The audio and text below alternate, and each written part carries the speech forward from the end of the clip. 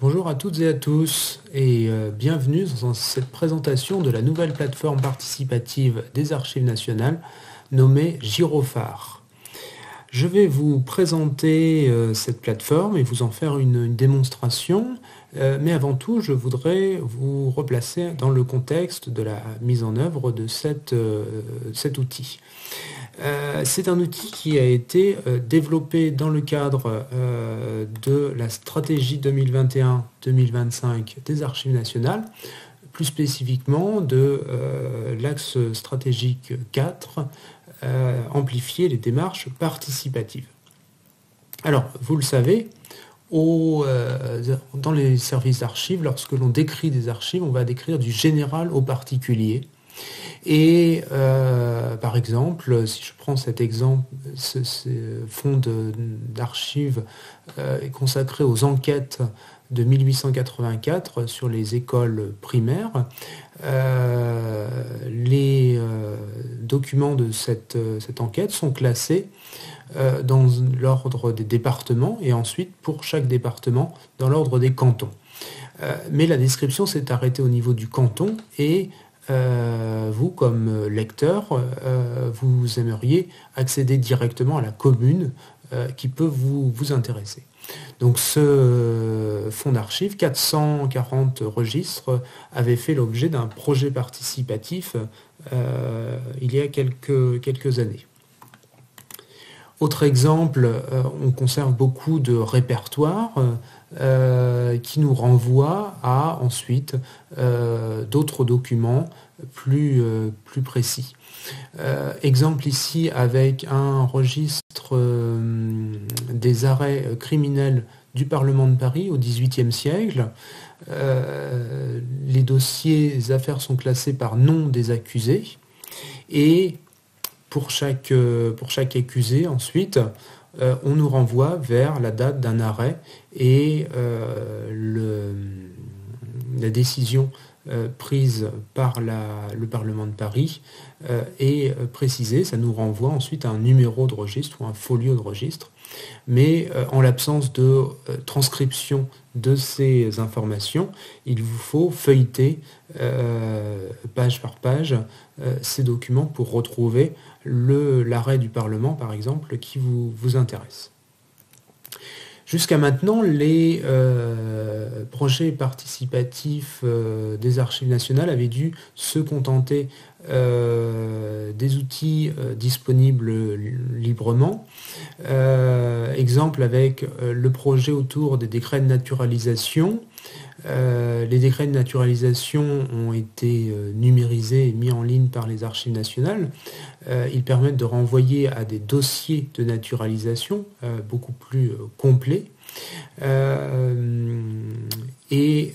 Vous avez ici l'exemple donc d'un décret du 9 janvier 1898 et jusqu'à maintenant, en l'absence d'outils ad hoc, il fallait que cette information soit ressaisie, ces informations, nom, prénom, date de naissance, lieu de naissance et numéro de dossier notamment, soient ressaisies dans des outils type tableur Excel, outils qu'il nous fallait ensuite, de notre côté, nous archivistes, convertir dans un format qui est l'XML EAD, format qui permet ensuite de générer les instruments de recherche que vous allez retrouver dans la salle de lecture virtuelle des Archives nationales. Mais ce processus donc était assez chronophage et nécessitait des compétences en informatique que tous les archivistes n'avaient pas forcément. L'objectif donc de la nouvelle plateforme développée, c'est vraiment de faciliter ce travail, tant pour les archivistes que pour les bénévoles. Les trois briques qui ont été développées, que vous retrouvez en haut de ce schéma, permettent donc de faciliter ce processus. L'accès donc se fait par une page d'accueil où sont présentés les projets participatifs et où il y a un espace forum pour échanger avec les archivistes, avec les autres contributeurs aussi. À partir de cette page d'accueil, la présentation surtout des projets participatifs, on peut accéder vraiment à ce qui est le cœur de la plateforme, la visionneuse d'images, qui offre à côté un outil d'indexation et de transcription. Cet outil, il a été paramétré dans le troisième bloc, en haut à droite du schéma, paramétré par l'archiviste dans cette partie qui est vraiment le moteur de la plateforme. Et à partir donc de ce moteur de la plateforme, les données vont pouvoir être transférées dans la salle de lecture virtuelle des Archives nationales ou faire l'objet d'autres exports et réutilisation, notamment sur des plateformes de données ouvertes. Alors, avant de passer à la démonstration, je vais juste vous livrer la signification de l'acronyme Gyrophare, génération d'instruments de recherche et d'outils participatifs historiques aux archives par recueil d'éléments structurés. Voilà, on se retrouve dans quelques secondes pour la démonstration. À tout de suite. Nous voici donc sur la page d'accueil de la plateforme Gyrophare, adresse gyrophare.archives-national.culture.gouv.fr. Sur cette page d'accueil, que retrouvez-vous ? On retrouve les projets participatifs en cours, on retrouve les dernières actualités de la plateforme, on retrouve également les derniers échanges du forum, de la communauté des contributeurs, et puis en pied de page, des liens vers les différentes ressources des Archives nationales et des liens institutionnels. Vous avez un lien qui vous permet de découvrir Gyrophare, où sur une page, on va vous rappeler l'ambition de la plateforme. Et puis, ce lien pointe vers des tutoriels vidéo, tutoriels qui vont vous expliquer comment créer votre compte, réserver un lot d'images ou encore utiliser la visionneuse.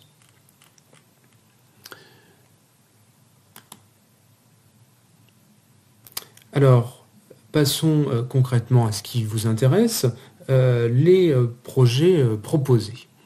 Projets proposés, et je vous propose de commencer par celui qui est mon préféré en quelque sorte, puisque c'est moi qui suis responsable de ce projet. Projet consacré à l'indexation de quelques 8000 placards de décès parisiens. Placards de décès surtout du XVIIIe siècle. Les plus anciens remontent à la fin du XVIIe siècle. Et cette tradition en fait, d'annoncer les décès par de grandes affiches sur les murs des églises parisiennes s'est poursuivie jusqu'à la Révolution et au début de l'Empire. Et on peut penser que c'est avec le développement de la presse imprimée, la diffusion plus importante des journaux, que l'on a arrêté cette habitude. Donc sur la page de présentation, vous retrouvez cette description du projet et puis un certain nombre de liens utiles, par exemple un lien vers le site Famille Parisienne, parce que certains placards de décès concernent des personnes que vous retrouverez dans les documents identifiés par Famille Parisienne. Si vous voulez participer, rien de plus simple, vous cliquez sur le bouton Participer à ce projet et vous arrivez sur la liste des lots constituant le projet. Par défaut, les filtres qui sont appliqués sur les lots d'images ne vous montrent que les lots qui sont au statut ouvert ceux qui sont au statut terminé n'apparaissent pas, et n'apparaissent que les lots qui sont au statut qui ne sont pas encore réservés par d'autres contributeurs.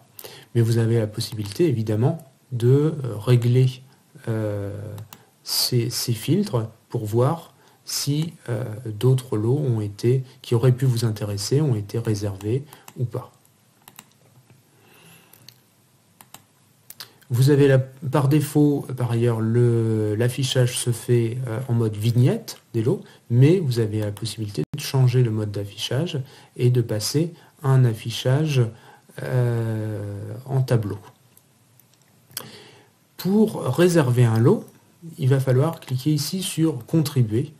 Mais pour réserver un lot, il faut être identifié et connecté.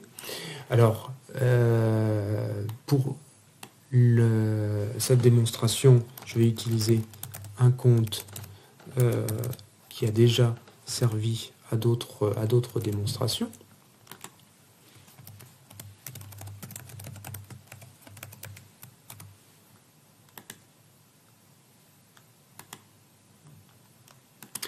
Me voilà connecté et je vais par exemple commencer par prendre ce lot qui a déjà été avancé à 32%.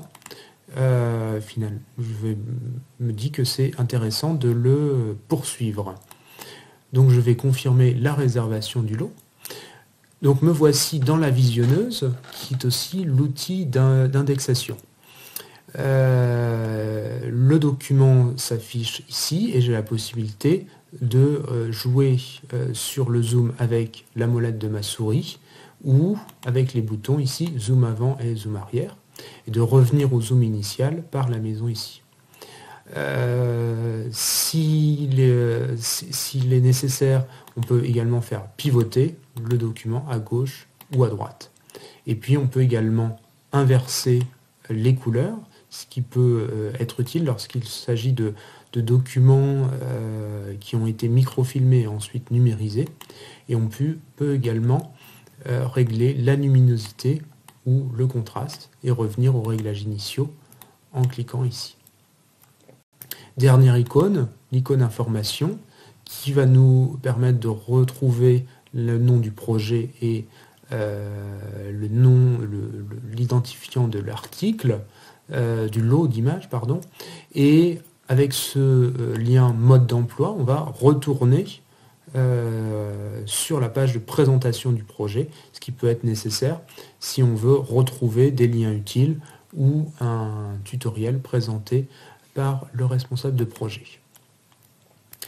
En passant ici en mode mosaïque, on va pouvoir voir les images qui ont été traitées et celles qui ne l'ont pas été. Celles qui ont été traitées donc, sont celles qui sont marquées avec cette coche verte et celles qui sont en grisé ici n'ont pas été traitées. Je vais avancer un petit peu dans les images et je vois que cette image 43 et les suivantes n'ont pas été traitées. Alors on est dans le cas d'un projet participatif un peu particulier puisqu'il s'agit de préciser ou de corriger des descriptions qui ont déjà été faites, puisque ces documents ont été décrits seulement en relevant le prénom et le nom de la personne décédée et la date des funérailles. Mais les autres informations qui peuvent apparaître sur le document n'ont pas été relevées. Ici, vous voyez que la description connue indique Louise Lemasson, 4 juin 1755. La date est correcte, mais le nom de la personne décédée n'est pas correct, puisque Louise est bien le prénom de la personne décédée, mais Lemasson est le nom de son mari. Alors, je vais ici aller sur le crayon pour modifier la notation. Et le deuxième problème qui se pose ici, c'est que le nom de la personne est manquant parce que le placard, le document a été endommagé. Alors, une petite recherche sur Généanet m'a permis de retrouver avec certitude que la personne, en fait, s'appelait Louise Palienne, épouse d'un François-Nicolas Lemasson, qui se trouvait bien être marchand épicier. On est bien sur la même période, puisque la personne serait décédée avant le 5 juillet 1755. Donc, je vais saisir le nom ici entre crochets, puisque je le restitue.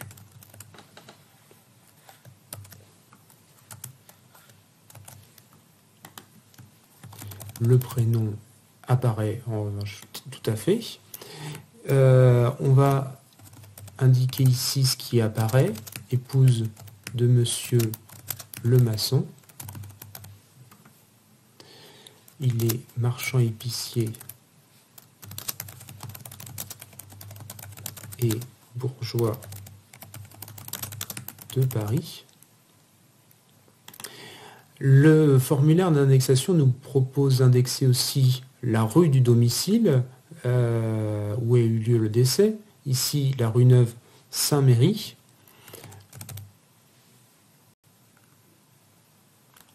En cherchant dans la liste donc, des rues de Paris qui a déjà été chargée, qui a été préchargée en fait dans le formulaire, et la paroisse d'Inhumation et la paroisse Saint-Méry,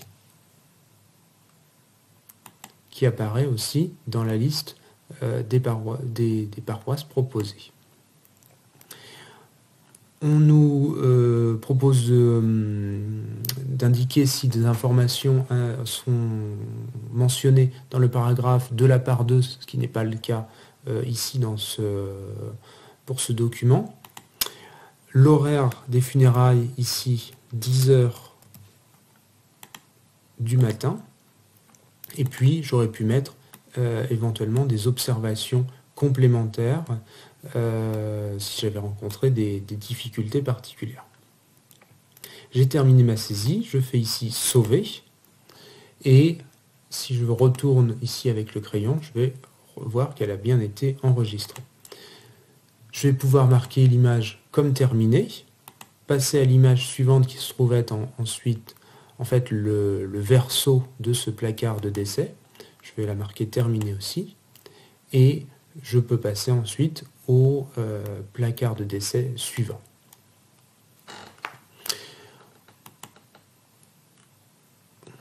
Dans ma partie ici, suivi de mes contributions, c'est mon espace personnel, je vais retrouver d'autres lots d'images que j'ai précédemment réservés pour les autres projets participatifs proposés.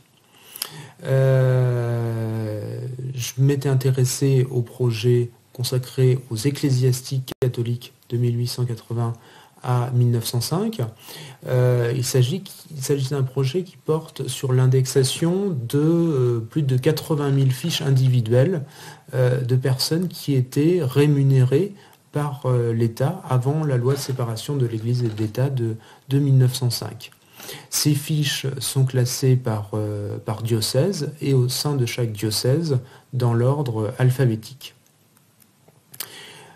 J'avais laissé ce lot quasiment terminé. Je vais le reprendre en cliquant ici sur l'image et j'arrive à l'image 20 sur 20 qui était la dernière image du lot.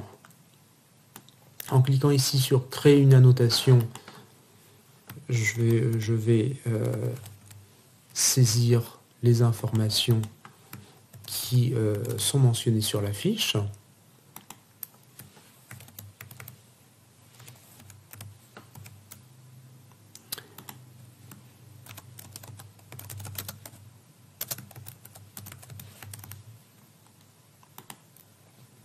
Le lieu qui apparaît, on est invité à le ressaisir d'après la liste des communes de France. Il n'y a pas de date de décès ici mentionnée sur cette fiche. Et dans la colonne mutation, on voit qu'il est indiqué desservant de Beignot. Et c'est l'année 1903. Et je vais sauvegarder ici et marquer l'image comme terminée. Comme c'est la dernière image du lot, l'application me propose de déclarer le lot comme terminé et de le soumettre à l'archiviste. Cela me permettra de réserver un nouveau lot dans ce projet participatif, puisque par défaut, on ne peut réserver qu'un seul, on ne peut travailler sur qu'un seul lot à la fois par projet participatif.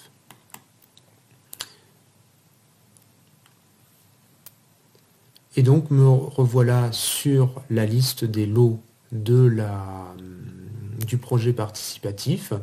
Comme tout à l'heure, je peux régler l'affichage en vignette ou en tableau. Et en utilisant les filtres, je vais pouvoir chercher un lot d'images qui m'intéresse par un nom de diocèse par exemple. Et là aussi, le réserver et continuer mon travail. Si j'ai un doute sur les consignes à respecter pour la saisie, rien de plus simple, je vais ici sur mode d'emploi. Cela me ramène à la présentation du projet participatif. Pour ce projet participatif, on a donné un certain nombre de ressources, un tutoriel d'indexation, un pas à pas sur la façon d'indexer telle ou telle information, également les abréviations que l'on va retrouver dans ces documents. La liste des diocèses également avec les cas particuliers, car tous les départements n'avaient pas forcément un chef-lieu de diocèse, ou bien le chef-lieu de département n'était pas forcément le chef-lieu du diocèse. Et puis des liens vers la loi de séparation de l'Église et d'État de 1905, ou un article publié en 2007 qui présentait ce fonds d'archives. Autre projet participatif qui vous intéressera, j'en suis sûr, celui sur les émigrés de la Révolution française. Il s'agit d'environ 100 000 fiches, qui ont été produites par des archivistes dans les années 1940-1950 et qui renvoient à plusieurs fonds d'archives des archives nationales et qui vont nous renseigner sur les personnes qui ont émigré durant cette période de l'histoire de France. Là aussi, en cliquant sur « Participer à ce projet », je vais arriver sur les différents lots d'images. Fiches qui sont classées dans un ordre alphabétique et chaque groupe de noms a été subdivisé en lots d'images de 100 images maximum. Pour ce projet, je vois que je ne peux pas réserver de lot simplement parce que j'avais déjà réservé un lot et en cliquant ici sur seulement les miens, je vois vraiment le lot que j'avais réservé précédemment.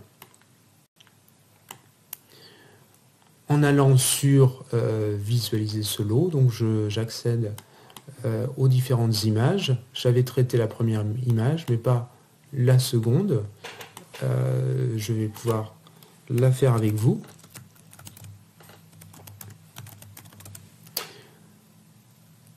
Les fiches peuvent être assez diverses, puisqu'il s'agit vraiment d'un dépouillement d'archives.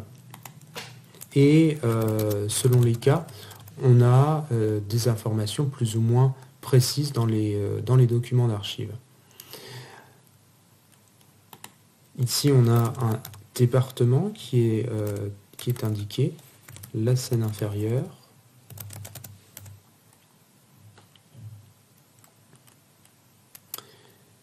Et ce qui est surtout intéressant pour les chercheurs, c'est la cote d'archives. Ici, donc, on nous renvoie à un dossier conservé dans la sous-série F7 des Archives nationales, dans le carton 3334. Et on nous indique que cette personne était à la suite des équipages du corps de Condé.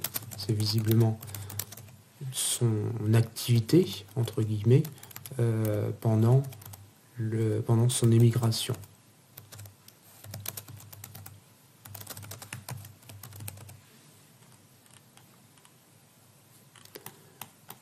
Donc voici, j'ai toutes les informations saisies, présentes dans cette fiche ont bien été saisies.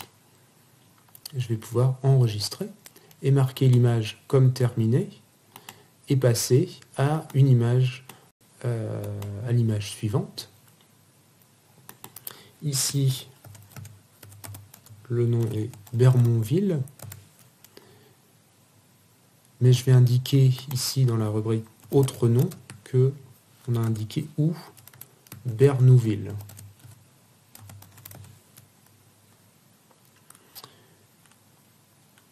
On nous mentionne le département de la Mayenne et on nous mentionne une cote F7 étoile que je retrouve ici dans la liste déroulante.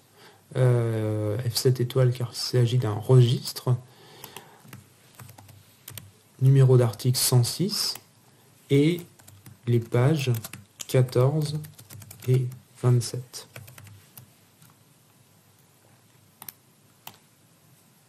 Là aussi, mon annotation a bien été sauvegardée et je vais pouvoir marquer l'image comme terminée. En retournant sur mon espace personnel, je vais voir que l'avancement, la progression de l'indexation de ce lot s'est avancé à 3%. Si pour une raison X ou Y, je n'ai pas la possibilité de continuer l'indexation de ce lot et je souhaite le remettre à la disposition de tous, je peux cliquer ici sur le bouton Abandonner ce lot. Les annotations saisies seront bien évidemment conservées, mais une autre personne pourra reprendre l'indexation du lot et le terminer.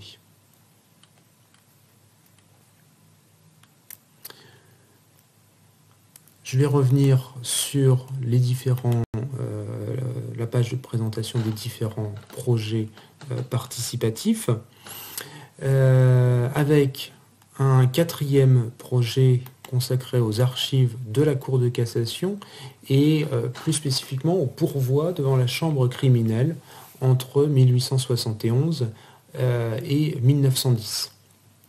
Là aussi, une fiche d'aide à la saisie du projet vous aide à saisir toutes les subtilités de ces documents, documents tenus par les greffiers de la Cour de cassation qui maniaient en fait au quotidien tout un vocabulaire juridique et utilisaient donc de nombreuses abréviations dans leur travail.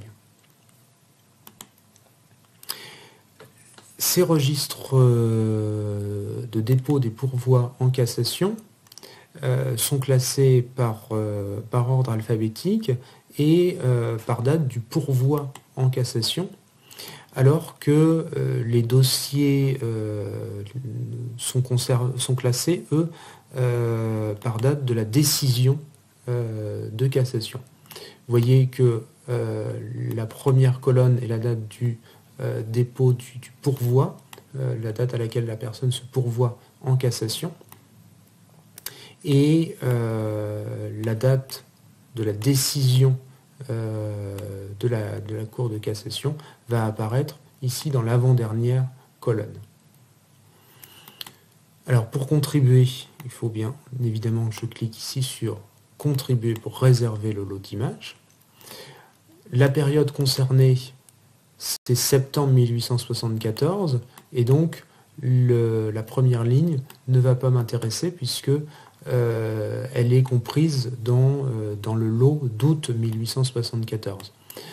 Donc je vais commencer seulement avec la deuxième affaire. Pourvoi enregistré le 2/09/1874. Affaire numéro 1829 qui concernait un monsieur Louis Cuvelier, lequel se pourvoyait en cassation d'une décision de la Cour d'assises du Nord.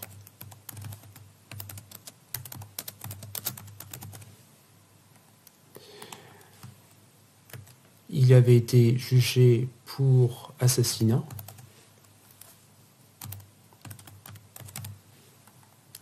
et condamné pour cela à la peine de mort.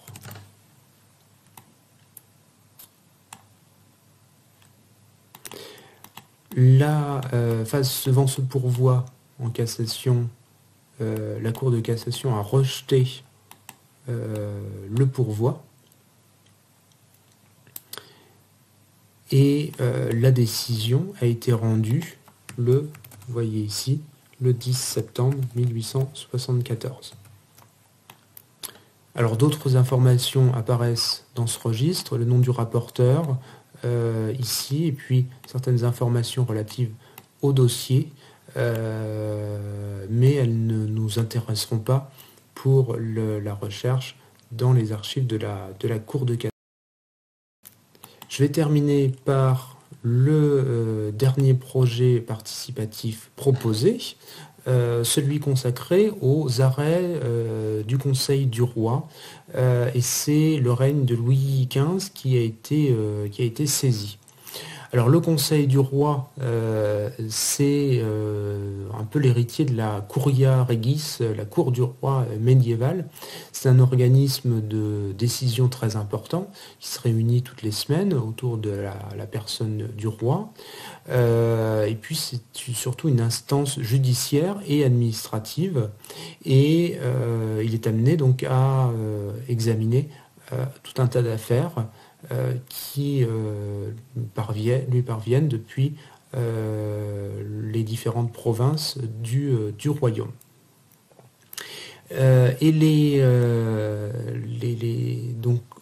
les secrétaires du roi en fait tenaient des registres résumant les différentes décisions prises en séance du Conseil du Roi, décisions qu'on nomme des arrêts.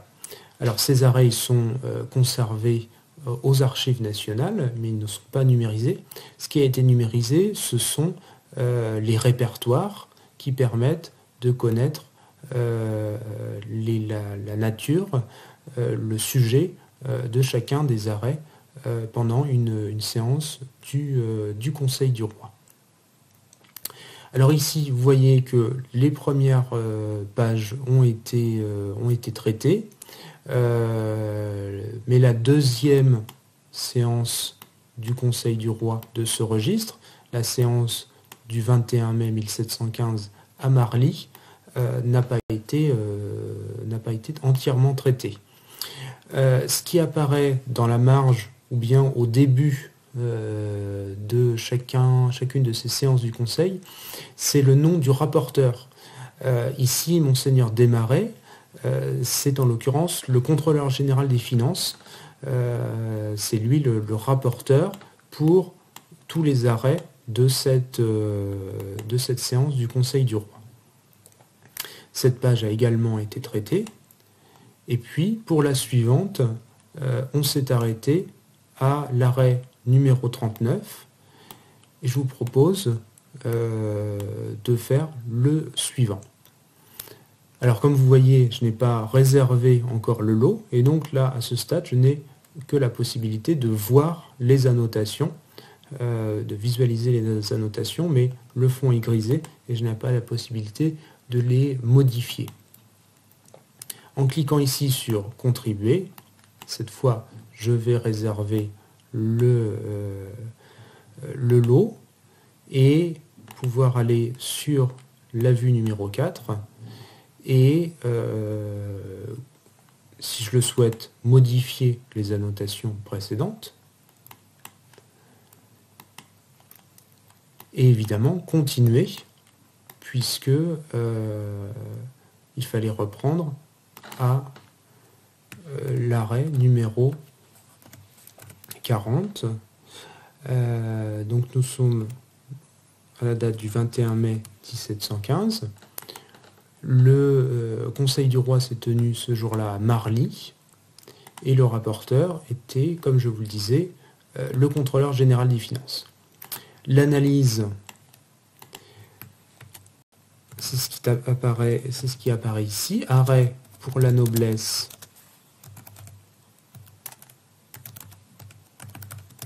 des capitouls de Toulouse. Et c'est l'arrêt numéro 40. Et donc avec cette transcription, ensuite, lorsqu'elle aura été transférée dans la salle de lecture virtuelle, on pourra interroger en plein texte et on pourra retrouver ensuite le contenu de l'arrêt en question en série E ou en série V des Archives nationales. Allez, j'en fais un autre pour la haute. Ici, un arrêt sur la requête d'un certain Edme Lamy, qui était contrôleur des épices de la Chambre des comptes de Lyon. C'est le numéro 41. Alors peut-être que vous vous demandez ce que signifie la fonction contrôleur des épices. Dans ce cas-là, vous pouvez aller ici en cliquant sur mode d'emploi, retrouver la présentation du projet participatif. Vous avez les coordonnées du responsable du projet, si vous voulez lui poser la question. Vous pouvez aussi poser la question sur le forum et on pourra ainsi vous indiquer si, ce que signifie cette fonction de contrôleur des épices à la. Nous voici donc arrivés à la fin de cette présentation. J'espère avoir répondu à toutes les questions que vous pouvez vous poser sur la plateforme Gyrophare. J'en ai sans doute oublié. Vous trouverez dans la foire aux questions un certain nombre de réponses aux questions que vous pouvez vous poser. Et si vous ne trouvez pas de réponse à vos questions, n'hésitez pas à nous contacter via le formulaire de contact. Évidemment, le forum reste un espace d'échange à privilégier. N'hésitez pas à surveiller la plateforme Gyrophare. Dans les mois qui viennent, de nouveaux projets participatifs seront proposés.